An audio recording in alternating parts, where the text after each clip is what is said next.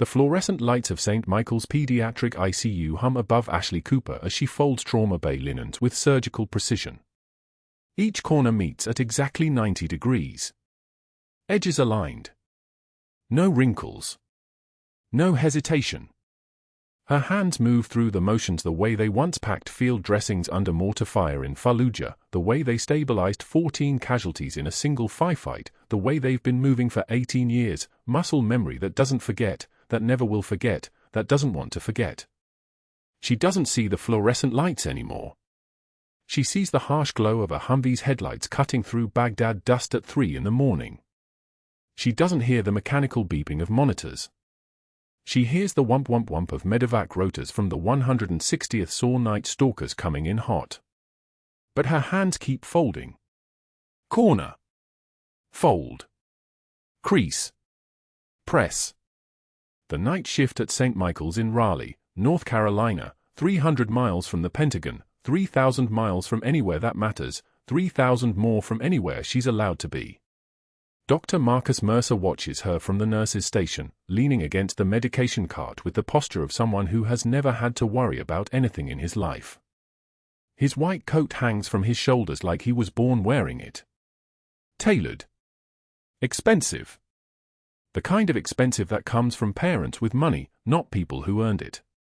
His observing Ashley folding the linens the way a biologist observes an ant, with idle curiosity and the absolute certainty that the ant's behavior is both meaningless and inferior to his own.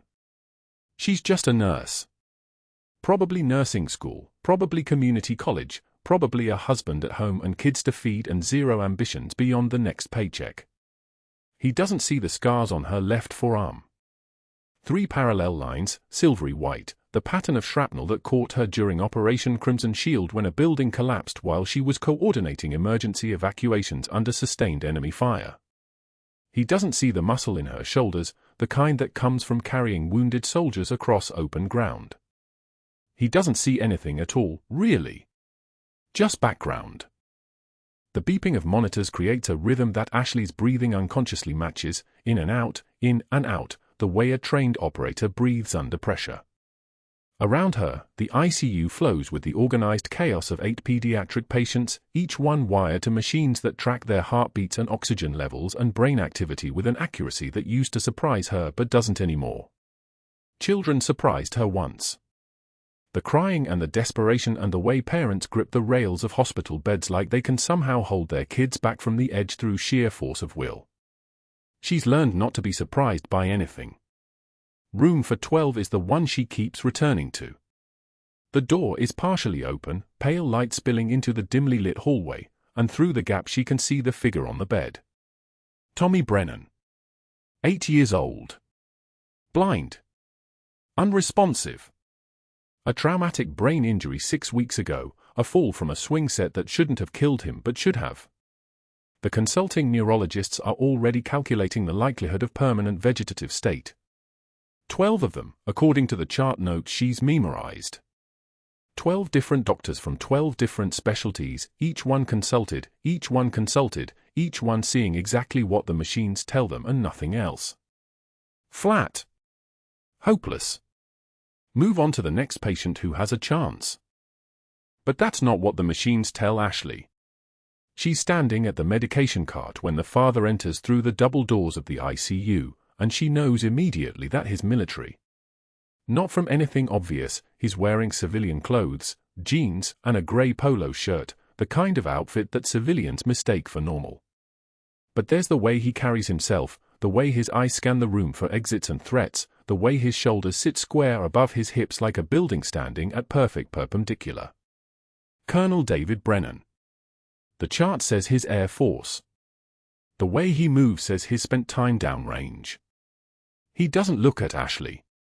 Why would he? She's folding linens. She's pushing a medication cart. She's one of 100,000 nurses moving through hospitals across the country, invisible, interchangeable, exactly as designed.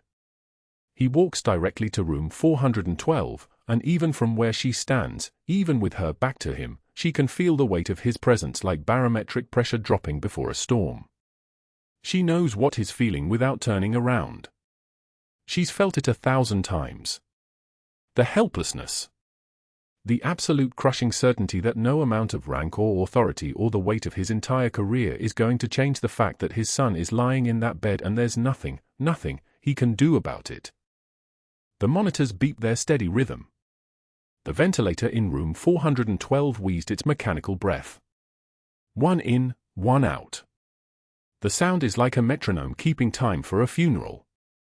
Dr. Mercer glances up from the medication cart just as Colonel Brennan closes the door to his son's room, and Ashley watches his expression shift, the brief moment where actual human concern flickers across his face before the professionalism locks back in place. He approaches the colonel anyway, because that's what doctors do. They talk to families. They deliver bad news with carefully rehearsed compassion. They recommend comfort care and explain that sometimes the kindest thing is knowing when to let go. Ashley doesn't hear the conversation. She doesn't need to. She's heard it before. Not here, but in other hospitals, in other countries, in a field tent outside Kandahar where the doctors said the same thing about a 19-year-old Marine named Tyler Chen, and she proved them wrong, and they never forgave her for it because it meant they were wrong, and doctors don't like being wrong, especially not in front of nurses. When her shift break comes at midnight, she walks to the staff locker room, past the break room where the other nurses are sitting around talking about their kids' school schedules and the new barista at the coffee shop downstairs. They stop talking when she passes. She pretends not to notice. The pretending is becoming easier, actually. It's been 3 months since she took this job, 3 months of being nobody, 3 months of keeping her hand steady and her voice soft and her eyes down. 3 months of disappearing. Her locker is in the back corner, away from the foot traffic. She opens it and runs her fingers across the fabric folded inside on the top shelf. The American flag is small, the kind that folds to fit in a cargo pocket, the kind that comes folded when they hand it to families. She picked it up 3 months after Baghdad, after the extraction order came through, after they told her that Captain Ashley Cooper was being declared KIA for operational security purposes, after they handed her a civilian identity and a one-way ticket to a new life and said never contact anyone from before, never explain where you went, never mention the names of anyone you served with, because acknowledging you existed would put them in danger. The flag belonged to Sergeant Maria Vasquez. 24 years old. From El Paso. Liked country music and made terrible jokes during firefights. KIA during the same operation that made Ashley Cooper officially dead. But the flag came off Maria's coffin during the ceremony in Arlington that Ashley never attended, that Ashley couldn't attend, that Captain Ashley Cooper didn't exist to attend. Someone sent it to her anyway. No note. No explanation. Just an envelope with a Raleigh postmark and her civilian name, and inside, the flag folded to a perfect triangle, the way they fold them at funerals. She touches it once, the fabric worn soft from years of handling, and closes her locker. When she walks back out to the floor, Tommy Brennan is still lying in room 412, and Colonel David Brennan is sitting in the chair beside his bed, not talking, not touching, just sitting, the way fathers do when they've run out of things to try. Dr. Mercer is at the nurse's station, reviewing lab work, his eyes already moving past this patient toward the next one, the one who still has a chance, the one where his interventions might actually matter. Ashley picks up the medication cart and begins her rounds, and her hands are steady, and her breathing is even, and nobody watching would ever suspect that she spent the last 3 years waiting for exactly this moment, a child nobody else can save, a family nobody else can help, a case the whole medical establishment has already written off as hopeless. But that's not what the monitors tell her when she checks them. That's not what his pupils tell her when she examines them under her penlight during a routine neuro check. That's not what the pattern of his brain activity suggests when she looks at the EEG printout and sees the spike at 2:02 a.m. that the neurologists have already catalogued and ignored because it doesn't fit their narrative. She's seen the worst. Baghdad showed her the worst. The 160th SAW showed her what human bodies can survive when someone knows what they're doing. The extraction teams showed her what's possible when people stop following protocol and start trusting instinct. And Tommy Brennan's case is just beginning. The fact that 12 doctors gave up on him doesn't matter. The fact that his father already looks like a man planning a funeral doesn't matter.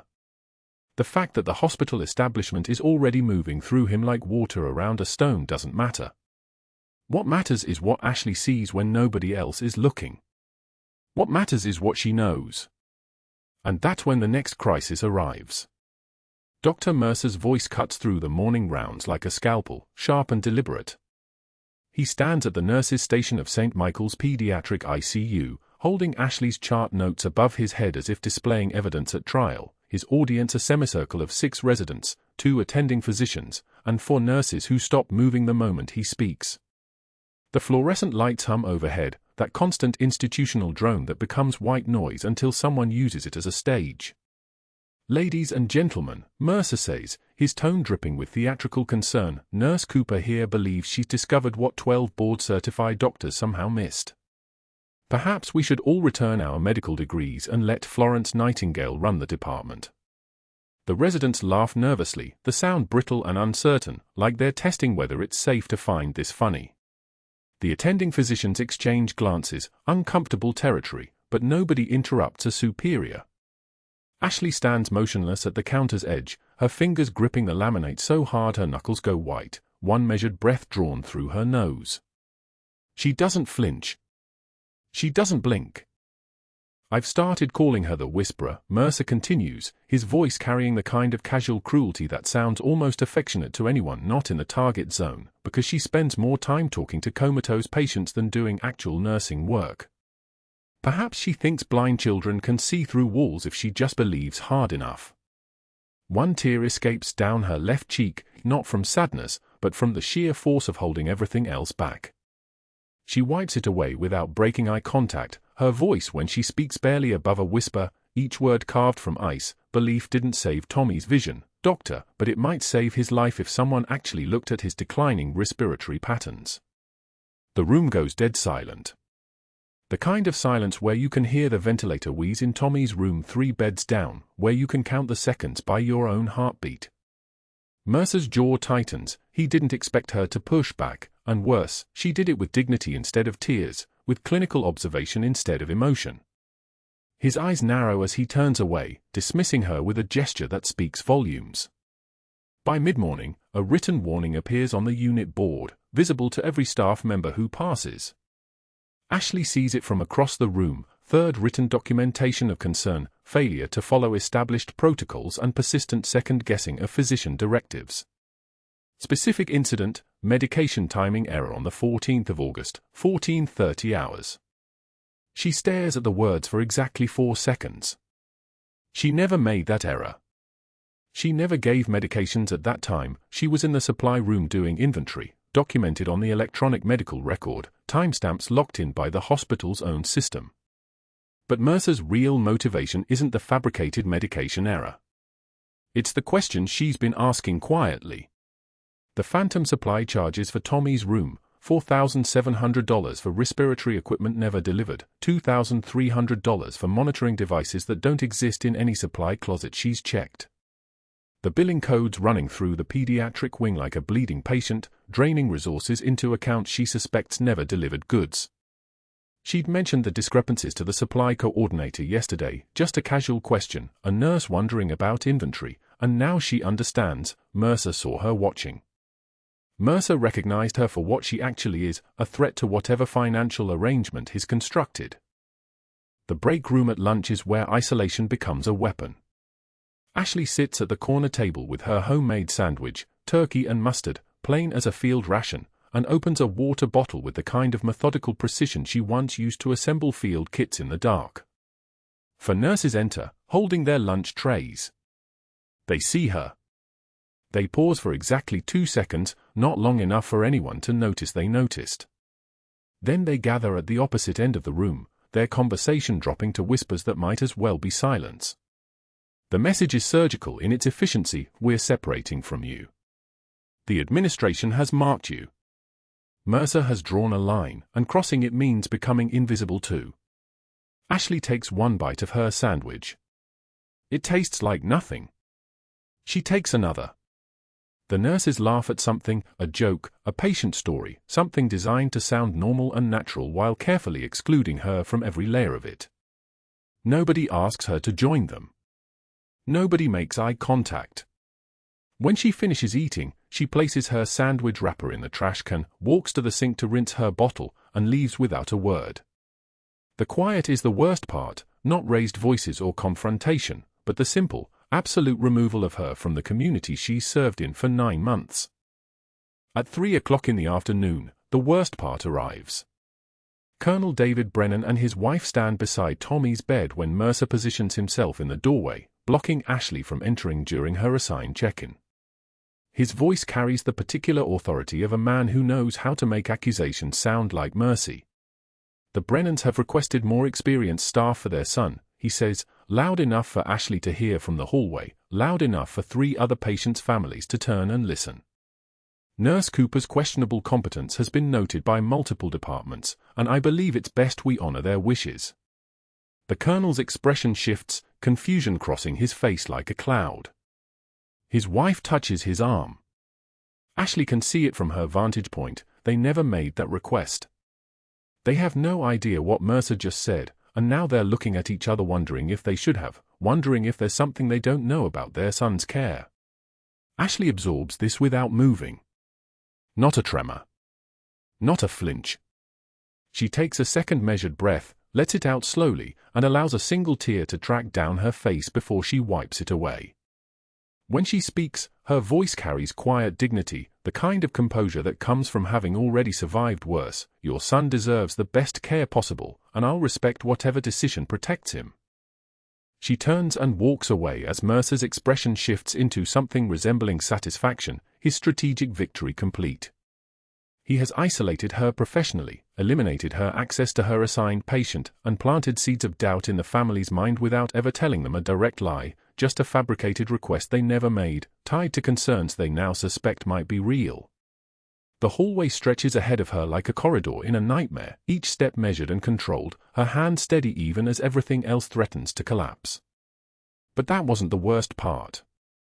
The worst part is realizing that Mercer's actions aren't random cruelty, they're calculated, methodical, designed to separate her from the one patient she might actually be able to save.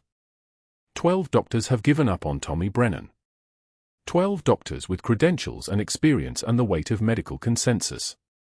But Ashley recognized something in his declining respiratory patterns, something she'd seen before in a combat field hospital in Baghdad when a soldier named Maria Vasquez took shrapnel to the chest and everyone said there was nothing to do but wait for the end.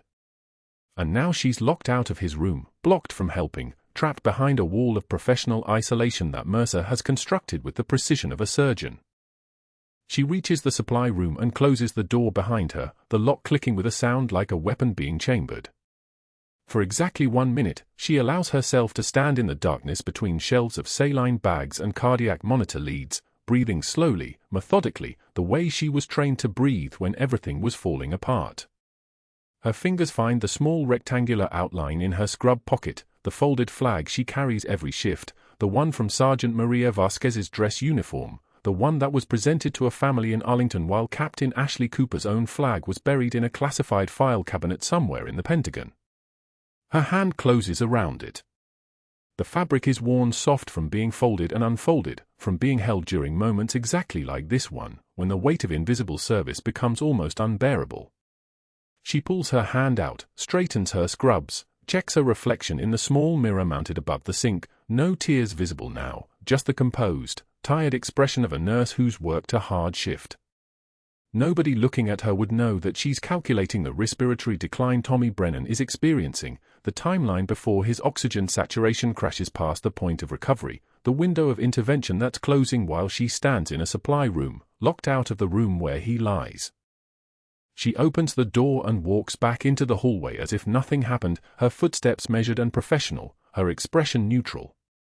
On her way past the break room, she hears Mercer's voice carried from somewhere deeper in the ICU, speaking on his phone with the kind of careful tone that means he's managing people. Yes, I've documented concerns about her judgment.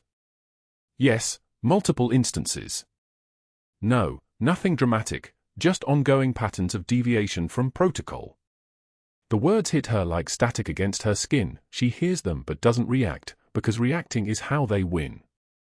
Instead, she walks to the supply room inventory log and begins checking medications against the digital system, her hands moving through the work with mechanical precision while her mind constructs the architecture of what's happening, Mercer making phone calls, building a case, layer by layer, story by story, preparing for something she hasn't yet seen coming. What she doesn't know is that Mercer has already made 3 calls, to the hospital administrator, to the head of nursing, to a board member who owes him favors, each conversation planting seeds about her behavior, her judgment, her concerning patterns of second-guessing physician directives. What she doesn't know is that those phantom supply charges she noticed aren't random billing errors. They're a system. $40,000 monthly in kickbacks from a medical equipment supplier who bills insurance for devices that were never ordered, never delivered, never needed. And she, with her quiet observations and her habit of noticing what doesn't add up, has become the single threat to an arrangement that's been running smoothly for 18 months. The apartment was dark except for the glow of her laptop, medical printouts spread across the dining table like a battlefield map. Ashley sat motionless, her fingers tracing the oxygen saturation trend lines, 88, 84, 79, 76, each number a warning nobody else was reading. The patterns were there. Subtle. Easy to miss if you were looking at the monitors instead of listening to what the body was trying to say. Tommy's breathing had shifted. The rate was accelerating. His left chest wall moved differently than his right, a compensatory pattern that screamed pending pneumothorax, the kind that develops quietly until it kills you in 90 seconds flat.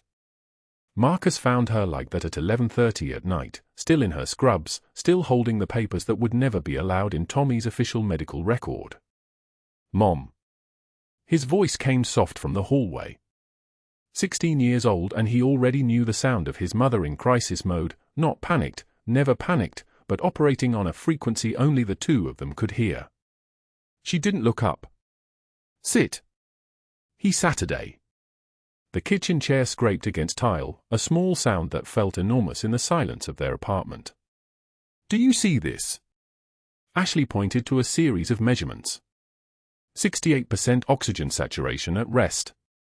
That's not decline. That's deterioration. A child doesn't drop 8 percentage points in 24 hours without a reason. The new attending, Canton, he's looking at the history. He's not looking at what's happening right now. Marcus leaned forward, squinting at numbers that meant nothing to him. What happens if? Tension pneumothorax. Air in the pleural space with no way out. His own breathing creates pressure that collapses his lung. Heart gets compressed. Blood pressure drops. Cardiac arrest. She folded the papers with the same precision she once used to pack field kits. 90 seconds. Maybe 2 minutes if we're lucky. Can you tell someone? She set the papers down. Turned to face him. The kitchen light caught her eyes, the color of storm water, steady as a surgical laser. I already did. Mercer heard me ask questions, so now I'm under investigation for practicing outside my scope. My access to the electronic medical system is gone. I can't even see the real-time monitoring data. And as of tomorrow, I'm reassigned to the geriatric wing. East side of the hospital. Tommy's on the west side. Completely opposite ends. That's not random. No. It's not. Marcus's jaw tightened. He was old enough to understand what she was saying without her spelling it out. Old enough to know his mother didn't complain, didn't make excuses, and didn't get scared. Which meant the fear he could hear beneath her flat voice was legitimate. So what happens now? She reached across the table and took the folded flag from where it sat between them, the one with Sergeant Maria Vasquez's name stitched into the fabric, the one with the red thread marking the grid coordinates from the street where the IED detonated. The flag had been through a deployment rotation at Bagram, through a body transfer at Dover, and now sat in an apartment in Raleigh like a piece of evidence in a case nobody else was investigating. Now, Ashley said, I do what I was trained to do.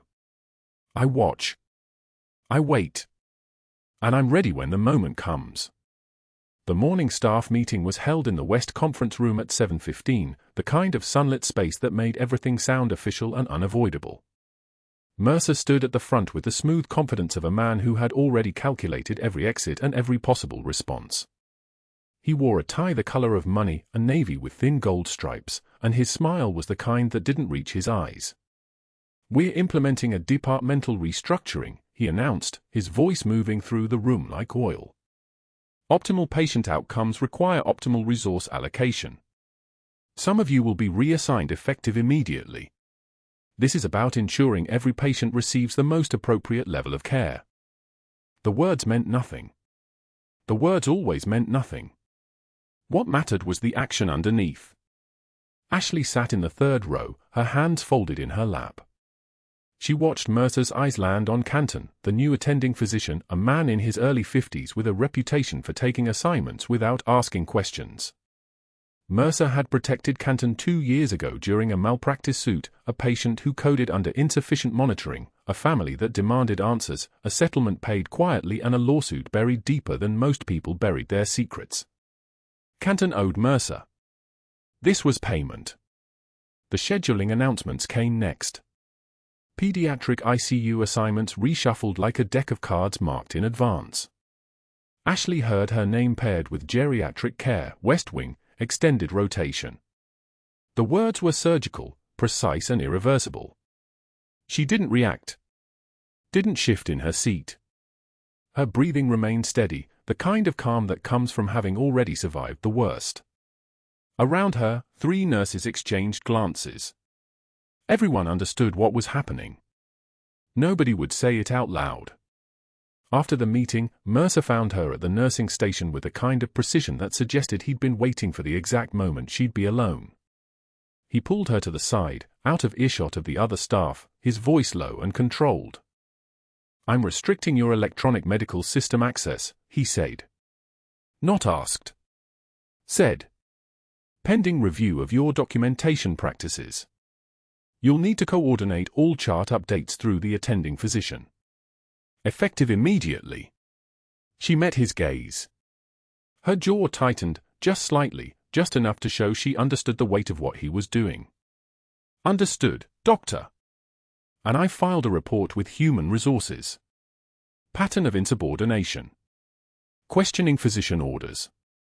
Boundary violations." He smiled that smile again. "Nothing personal. Just maintaining standards." The hallway felt smaller with him standing that close. He smelled like expensive cologne and something chemical underneath it, the scent of a man who needed to mask something about himself. She had interviewed enough people in her previous life to recognize it, the smell of someone protecting something that didn't belong to him. "I understand," she said again. Same tone. Same flat delivery that gave him nothing to work with. He left satisfied. That was the problem with bullies, they always assumed compliance meant acceptance. The rest of the shift moved in slow motion. Ashley worked through her final hours in pediatrics with the quiet focus of a soldier completing a perimeter check before leaving an outpost. She reviewed everything she could still access, the historical charts, the monitoring data that had already been recorded, the patterns that would only become obvious after the crisis arrived. Tommy's breathing was worse. His color was duller. His response to stimuli had decreased another degree. The new attending had noted expected decline in his progress reports. Expected. As if decline was inevitable. As if there wasn't a reversible cause developing beneath the surface. At 3:45, Colonel Brennan appeared in the pediatric hallway, his uniform pressed and precise, but his face creased with the kind of worry that rank couldn't conceal. He found Ashley refilling the supply cart with foot tubing and saline flushes. "Captain," he said, and the use of her former rank made her hand still for just a second. "I need to talk to you." She turned. His eyes were the color of Tommy's eyes before the injury, a clear steel gray that had learned to read complex situations. This was a man who understood chain of command and trust and the difference between someone going through the motions and someone actually watching. "Tommy's breathing is different," he said quietly. "Since yesterday. The new doctor says it's normal progression. But I've been in the military 32 years. I know how to watch for problems. Something is wrong." She wanted to tell him exactly what was wrong. She wanted to pull up the oxygen saturation trends on her phone and show him the decompensation curve that nobody else had connected. She wanted to say that the new attending doctor had been strategically placed to miss the obvious because missing the obvious kept her out of Tommy's room, kept her suspended, kept her silent. Instead, she squeezed his hand. His skin was rough, the calluses of a pilot who flew helicopters, who understood precision and instrument reading and when to trust the data even if it contradicted what you wanted to believe. "Trust your instincts, sir," she said. "A father's observation can be as valuable as any monitor. You know Tommy better than any physician ever will." He held her gaze for another moment, then nodded and walked back toward his son's room, his shoulders carrying the weight of knowing something was wrong and being powerless to prove it. At home, in the darkness of their apartment, Ashley sat with Marcus and held the folded flag between them like it was the last piece of evidence in a case nobody else was investigating. The fabric was worn soft from handling, from all the hands that had touched it across continents and time zones, from Sergeant Maria Vasquez's mother to the base chaplain to Ashley's locker where it had lived for 7 years. "What are we going to do?" Marcus asked. She didn't answer immediately. Outside, rain was beginning, the kind of October rain that hammered the parking lot like applause, like the whole city was clapping for a performance she hadn't agreed to give. "What I was trained to do," she finally said. Her voice had dropped lower, that octave shift that happened when Captain Ashley Cooper emerged from beneath the layer of quiet nurse. "Watch. Wait. Be ready when the moment comes. Even if it costs me everything." Marcus understood. He was old enough to know that his mother hadn't survived Baghdad and come out the other side to lose her nerve in a hospital hallway in Raleigh. The rain intensified. 1 floor below them, a siren wailed in the distance, growing louder, moving through the city toward St. Michael's like a countdown nobody else could hear. Tuesday night at 9:06 p.m., the code alarm screamed from Tommy's room, 3 sharp electronic pulses that cut through the fluorescent hum of St. Michael's pediatric ICU like a scalpel through silk. Ashley was 3 floors up in the staff lounge, her suspension paperwork already signed and sealed on the administrator's desk, her badge access set to revoke at midnight. She heard it anyway. Combat instinct doesn't read hospital policies. Her feet moved before her brain caught up, muscle memory overriding every rational reason to stay away, to let Mercer's carefully selected replacement physician handle the crisis. She was off the clock.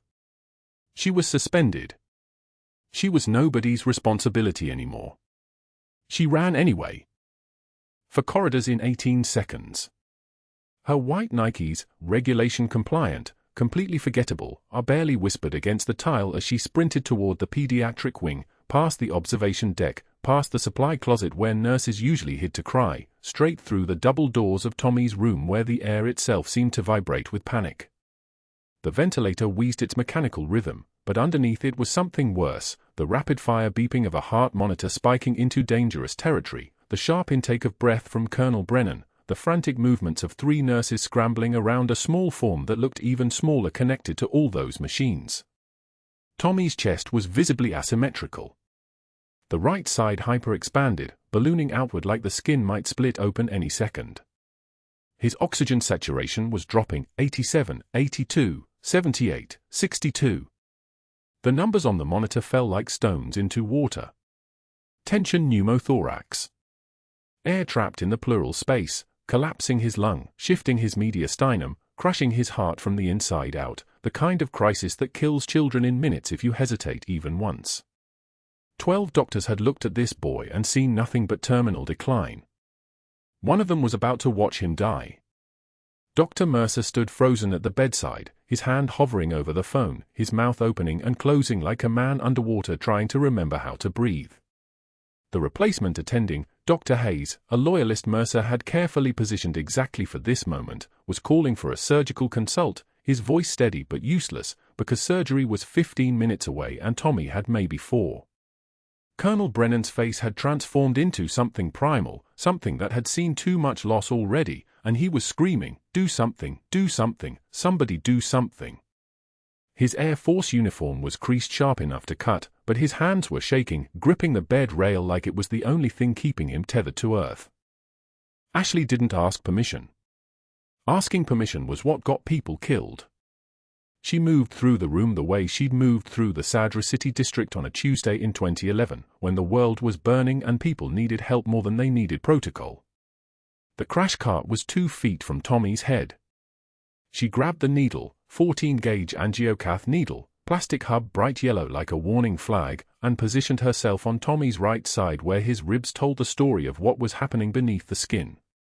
Second and third intercostal space, she said to no one in particular, not asking, not requesting, just stating facts like the room was listening.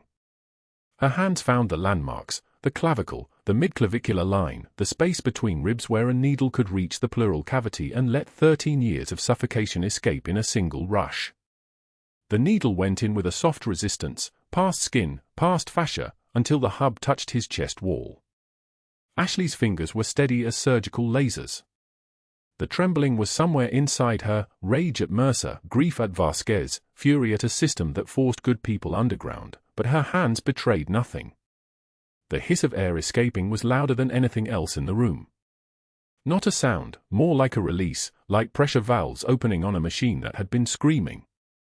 Tommy's small body convulsed once as his lung re-expanded, as the crushing weight lifted from his heart, as his body remembered what it meant to breathe without resistance.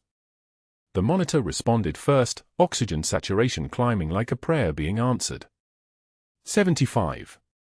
82. 88. 94. His chest symmetry restoring itself, the right side deflating, the asymmetry disappearing like it had never been there at all. Heart rate dropping from tachycardia into reasonable territory. Sinus rhythm stable. Perfect. 90 seconds. That's all it took. 12 doctors. 0 solutions. One woman who wasn't even supposed to be in this room. One needle. One decision made in the space between heartbeats.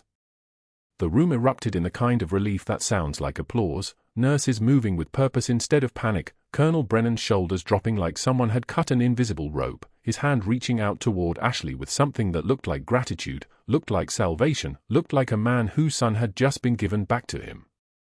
Dr. Hayes was already calling for confirmation scans, his voice assuming credit as if he'd orchestrated the entire thing, already mentally rewriting the chart to show his clinical acumen, his quick thinking, his steady hand. Some men rewrote history instantaneously. Some men never learned anything. Dr. Mercer's face was a masterclass in transformation. Shock first, genuine, visceral shock that Ashley had been there at all, had moved so fast, had known exactly what Tommy needed before anyone else in the room understood the threat. Then humiliation, watching his carefully arranged failure suddenly become a public miracle under the hands of a suspended nurse who'd violated his explicit orders to stay away. His face flushed red, that expensive forehead beading with sweat, his jaw clenching tight enough to crack molars.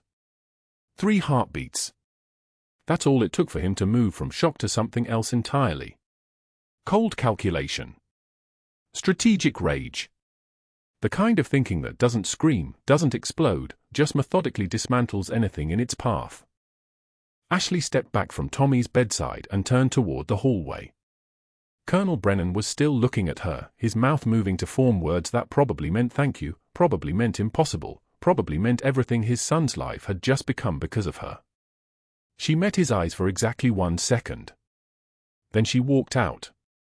Dr. Mercer was on his phone before Tommy's oxygen saturation stabilized above 90%. The chief medical officer. His voice was controlled, precise, the voice of a man who'd practiced this conversation already, who knew exactly which words would cut deepest and fastest. Immediate safety concern, he was saying, already spinning the narrative. Nursing staff acting outside scope without physician authorization, performing procedures outside her job description, violating direct orders about patient contact. It's a liability nightmare, sir, and we need to act before this gets worse. The second phone call went to hospital administration. The third went to his board member ally, the one who owed him favors for doctored billing reports that made the hospital's fiscal year look better than it had any right to. By 10 p.m., Ashley had 3 separate notifications on her personal cell phone, each one a nail in a coffin she'd been building for months without knowing it. The official complaint came at 10:11 p.m. Printed on hospital letterhead, filed through proper channels, citing every regulation she'd violated, every protocol she'd disregarded, every second of those critical 90 seconds presented as reckless endangerment instead of life-saving intervention. The chief medical officer's signature was at the bottom. Apparently Mercer had been more persuasive than she'd realized. By midnight, her badge was flagged. By 1 a.m., a formal notification arrived, immediate suspension pending investigation. Don't return to the unit. Don't contact staff members. Don't approach patients. Your employment status will be evaluated within 15 business days. He found her in the locker room at 12:43 a.m., after the night shift had settled into the rhythm of monitoring machines and quiet vigils, after most witnesses had moved to other floors. The locker room was empty except for the fluorescent lights humming their endless electronic song, and Ashley was methodically removing her scrubs, the light blue ones with the tiny stain near the shoulder that she'd gotten during a code 3 weeks ago, the dark pair with the reinforced knees from all the years of kneeling beside beds, the set she'd worn yesterday and the day before and the day before that, the uniform that had meant something once, when she was allowed to be what she'd trained for. She wasn't crying. She wasn't trembling. She was folding each piece with the same precision she'd once used to pack her field kit in Baghdad, each fold exact and deliberate, military corners, preparation for departure. Dr. Mercer leaned against the doorframe, watching her work. His voice when he spoke was quiet, which somehow made it worse than shouting. You ask too many questions about billing, and I can't have someone with your observational skills looking at my departmental records, he said, the words dropping into the fluorescent-lit silence like stones. You should have stayed invisible, Nurse Cooper. That's what suspension was supposed to teach you. Ashley finished folding the last pair of scrubs and placed them in the hospital laundry bin, the ultimate indignity, surrendering the uniform she wore to serve again, the fabric that had represented something sacred becoming hospital property, becoming laundry, becoming nothing. Her hands were steady. Her voice when she spoke was flat, emotionless, delivered the way soldiers deliver reports when the battle's already lost. I'll be leaving now. She opened her locker one final time.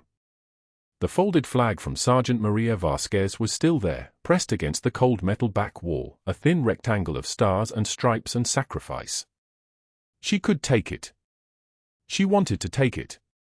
But taking it would mean accepting that this was the ending, that the deployment was over, that the mission had failed. Instead, she left it. Left the locker open. Left the flag behind like a soldier leaving his rifle, acknowledging the thing he couldn't carry anymore. She took only her car keys. She walked out of St. Michael's at 1:56 a.m., past the security desk where the guard didn't even look up, past the emergency room entrance where another code was probably being called somewhere, past the parking lot where the night air tasted like diesel exhaust and rain that hadn't fallen yet. The city seemed smaller when you were nobody. Quieter. Invisible. The way she'd been trained to be. The morning sun filtered through the hospital blinds like scattered interrogation lights as Dr. Wells, the hospital administrator, sat across from Dr. Mercer in her office, her desk a clean line between them, a barrier made of authority and paper. Mercer had rehearsed this conversation for 6 hours, the same 6 hours Ashley had spent in her apartment staring at the folded flag. His voice came out measured, controlled, the voice of a man who had boxed himself into rhetoric and wasn't yet ready to admit it. Regardless of Captain Cooper's prior military service, Mercer began, and there it was, his first tell, using her rank like a weapon, like it proved something about the illegitimacy of her actions. She violated the hospital chain of command. She performed an invasive procedure without attending physician authorization. That creates liability exposure we simply cannot tolerate. He leaned forward, his fingers pressed against the desk like he was conducting a symphony only he could hear. I had no choice but to enforce consequences. Protocol exists to protect patients. Wells didn't blink. Her eyes were the color of reinforced concrete, the kind of eyes that had reviewed 1,000 personnel files and knew exactly when someone was reading from a script. Protocol also exists to protect hospital assets and ensure billing procedures remain transparent, Dr. Mercer. Which is why I'm about to ask you a very specific question, and I suggest you answer with precision. The temperature in the room dropped 15 degrees. Mercer felt it, that pressure change that comes right before something collapses. The door opened. James Rodriguez walked in holding a tablet and a folder thick enough to be a medical textbook. His presence alone shifted the geometry of the room. Rodriguez was the hospital IT director, a Marine Corps veteran with 2 tours in Fallujah embedded into his marrow, and he moved the way soldiers move when they're carrying information that will alter the outcome of whatever comes next. He stood beside Wells without being invited, which meant this wasn't a casual consultation. "Dr. Mercer," Rodriguez said, his voice level as a horizon line, "last night I received notification that a nursing staff member had been terminated. Routine protocol led me to conduct a security review of system access logs. I found something concerning." He held up the tablet. The screen showed timestamp sequences, security footage frozen in frames. At 2:19 a.m. this morning, you accessed the billing system database from your office using your credentials. You opened pediatric equipment charge files spanning the past 14 months. You initiated deletion protocols on 47 separate line items. Mercer's mouth opened. Nothing came out. Rodriguez continued, turning the tablet so Wells could see the screen clearly. Each frame was timestamped, dated, marked with Mercer's username and IP address. The mouse movements were visible. The confirmation windows that required his personal password to proceed. All of it. The moment I saw Nurse Cooper's termination notice, I flagged the security logs for review. I recognized something in her patient documentation, the way she observed patterns, tracked variables, assessed without emotion. That's tactical training. That's military training. So I knew her file didn't match her actual competency. Rodriguez pulled documents from the folder and laid them on Wells's desk like evidence at trial. These are the phantom charges she was likely documenting. $340,000 in equipment purchases to vendors that don't exist. Supply orders for monitoring systems that never entered inventory. Insurance claims for ventilators that weren't in pediatric ICU during the date's build. The silence was so thick you could operate in it. Mercer's strategic calculations crashed simultaneously. His face cycled through 5 expressions in 4 seconds: denial, panic, anger, calculation, and finally the flat recognition that the game had ended before he finished playing it. "I don't know anything about billing discrepancies," he began, but his voice had lost its conductor's confidence. "Supply department handles." Wells raised one hand. "The deletion attempt was made from your credentials at 2 a.m. 11 hours after you suspended Captain Cooper. That's not coincidence." She turned to Rodriguez. "How much total?" 14 months of systematic overcharging. Minimum $1.2 million. The fraud investigator will have exact numbers, but that's preliminary. Rodriguez's voice carried the weight of someone who had seen worse things in worse places, which somehow made this corporate malfeasance feel even smaller. "I saved the security footage the moment I recognized Captain Cooper's background. That's what officers do when they see each other in the field, they have each other's backs." The door opened again. Not an accident. Planned. A 2-star Air Force general walked in, his uniform pressed sharp enough to cut, his insignia reflecting the fluorescent lights like mirrors. He saluted the folded flag that hung in a shadow box on Wells's wall, a flag from some unit's deployment, some soldier's sacrifice. Behind him came 2 federal agents whose badges identified them as FBI Healthcare Fraud Division. "Dr. Wells," the general said, his voice the kind that had commanded hundreds of soldiers in places that didn't appear on maps, "the Pentagon has authorized me to inform you that this facility is now under investigation as part of a federal fraud case. These agents will be conducting full interviews starting immediately." Mercer stood up. His hands gripped the chair back like it was the only thing keeping him tethered to something solid. "You can't prove I had knowledge of any billing issues. I'm a physician, not an accountant. Someone in the supply department must have." "Stop," Wells said. "One word. The way a surgeon says it when a resident is about to kill the patient. The deletion attempt was made from your office. Your credentials." Your password. At 2 a.m. on the morning you suspended a nurse who was observing irregularities. That's consciousness of guilt, Dr. Mercer. That's not an accounting error. That's obstruction of justice. Security was called. 2 officers arrived within 2 minutes, which meant this had been planned in advance, which meant Mercer had already lost the ability to surprise anyone in this room. They flanked him with the casual efficiency of people who had done this before. As they guided him toward the door, toward the end of his career, toward the conversion of his professional identity into a cautionary tale, he made the mistake of locking eyes with Ashley. She stood in the corner of the office, having arrived with Rodriguez, having known what was coming but saying nothing.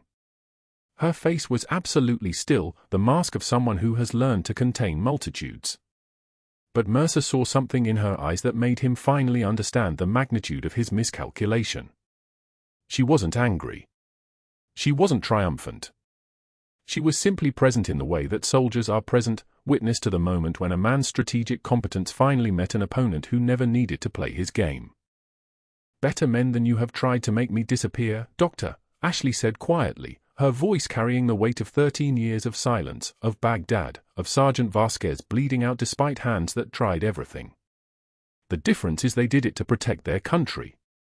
You did it to protect your bank account." Mercer's face went grey. The officers walked him out.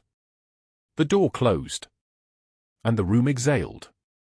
Rodriguez caught Ashley's eye and nodded once, the military equivalent of a salute, the recognition that passes between people who have seen what war looks like and then returned home to find other kinds of conflict. "You did good, Captain," he said quietly. "Better than good." 6 months later, the State Medical Board's official findings were made public. Dr. Mercer's medical license was permanently revoked. The federal investigation concluded with a $2.1 million settlement against the hospital, recovered funds returned to insurance companies and individual patients. The criminal prosecution proceeded on 3 counts of wire fraud and 1 count of obstruction of justice. Mercer accepted a plea agreement. The sentencing included supervised release and financial restitution, and the requirement that he perform community service. Which is how Dr. Mercer ended up teaching CPR fundamentals to community college students at minimum wage, standing in front of a plastic mannequin named Resusciani, demonstrating chest compressions with the precision he once brought to medicine. 19 board students sat in metal chairs while their former antagonist explained proper hand placement and compression depth. His strategic competence, once deployed in the sophisticated architecture of fraud, was now applied to teaching people how to not let hearts stop beating. Former colleagues recognized him at grocery stores and crossed the street. His wife had moved back to her maiden name. His daughter had dropped his surname from her social media accounts. The quiet erasure that he had tried to orchestrate for Ashley had instead become his own sentence. But at St. Michael's Pediatric ICU in Raleigh, things were becoming visible again. The folded flag from Sergeant Maria Vasquez now hung in a shadow box at the nurses' station, right where everyone could see it. Around it, the hospital had installed a commemorative plaque, the Vasquez Wing, in honor of service. In remembrance of sacrifice. In recognition of those who keep watching even when no one is watching them. The entire pediatric ICU had been renovated, renamed, transformed into something that acknowledged what could happen when one person refused to accept consensus from 12 doctors who said there was no hope. Ashley stood in Tommy Brennan's room on a Tuesday afternoon, 6 months after Mercer had filed his last fabricated complaint, 6 months after he had ordered her erasure. The boy sat upright in bed, his eyes tracking movement from left to right as his mother moved across the room. The cloudiness remained, the scar tissue of his injury wouldn't fully heal, the optic nerve wouldn't fully regenerate, but regeneration was occurring. Incrementally. Impossibly. The kind of medical outcome that shouldn't happen but does when someone catches the variable everyone else missed. Colonel Brennan gripped Ashley's hand, his uniform sharp despite the hospital room, his bearing military even here. "The new ophthalmologist says his vision might never be complete," he said, his voice controlled the way military men control their voices when they're about to break. "But she says the optic nerve is regenerating because you caught the respiratory decline before the oxygen deprivation could cause permanent damage to the healing tissue. 12 doctors said this wasn't possible. You proved 12 doctors wrong. I just watched, Ashley said quietly. I saw what other people missed. No, the general said. He had arrived with papers, official documents, now declassified, her service record restored, her silver star no longer buried in Pentagon secrecy. You did more than watch. You remembered. You trained. You refused to accept that anything was final. The shadow box containing her medals sat on the hospital administrative desk now, available for viewing by staff and families. The silver star gleamed under the office lights, accompanied by her restored rank and her official photo in uniform, the one taken 13 years ago when she was still Captain Ashley Cooper of the Air Force, before she had been ordered to disappear into civilian life, before her teammate Vasquez had been killed in Baghdad, before she had spent over a decade with her true name sealed in classified files. At the nurse's station, when Ashley sat down for shift change, every chair around her filled immediately. The other nurses had learned. They competed to work cases with her, to observe the way she documented patterns, to understand how she had watched a blind child for 3 days and seen what 12 specialists had missed. The break room silence that had isolated her 6 months ago had transformed into something else entirely, the attentive quiet of people learning from someone who had spent her life seeing what no one else was trained to notice. Marcus visited after school, finding his mother in the staff lounge reviewing patient charts with the same intensity she once brought to combat medicine. Her fingers traced the assessment lines the way a musician reads a score. Her eyes moved across the data like someone translating a message sent in code. He sat beside her and asked the question he had been carrying for 6 months. Does it feel strange to be visible again? After 13 years?